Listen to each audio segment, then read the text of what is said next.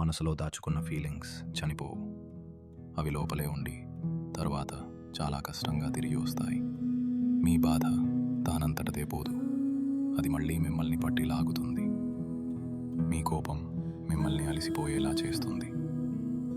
మీ నిరాశ ద్వేషంగా మారుతుంది. మీరు పట్టించుకోకపోయినా ఈ భావాలు మాయం కావు. అవి బయటపడటానికి సమయం కోసం ఎదురు చూస్తాయి. అవి నీ మాట్లాడే తీరులో, నీ అలవాట్లలో, నీ రాత్రి ఆలోచనల్లో కనిపిస్తాయి. అందుకే దాని గురించి మాట్లాడండి. ఆ భావాలు చిన్నవిగా ఉన్నప్పుడే వాటిని పూర్తిగా అనుభవించండి. పెరిగి పెద్దవి కాకముందే వాటిని వదిలించుకోండి. మీరు దేన్ని లోపల పాతిపెట్టినా అదక్కడే ఉండదు.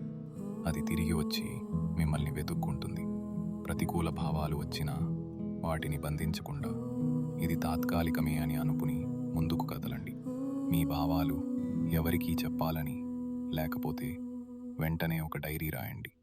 అక్షరాలుగా మార్చడం ద్వారా ఆ బరువు తగ్గుతుంది.